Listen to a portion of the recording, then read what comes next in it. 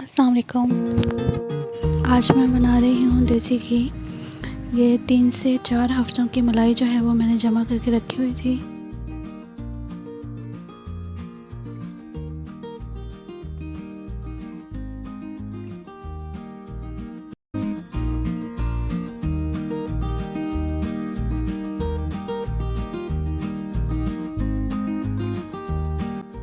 मलाई सारे जो है वो मैंने कढ़ाई में डाल दी है और इसको अब हम लो टू मीडियम फ्लेम पर कुक करेंगे।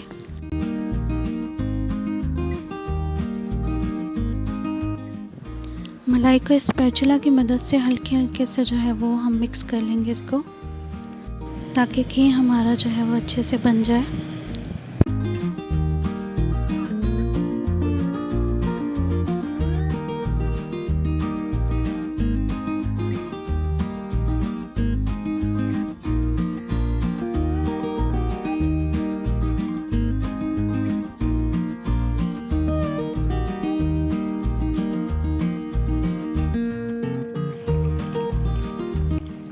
माशाल्लाह अल्हम्दुलिल्लाह घी जो है वो हमारा बनकर रेडी हो चुका है। मलाई से घी जो है वो अच्छी तरह निकल आया है।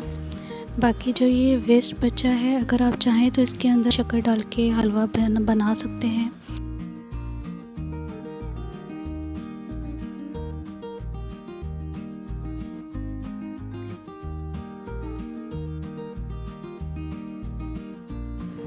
घी को अब मैं स्ट्रेनर की मदद से छान लूँगी।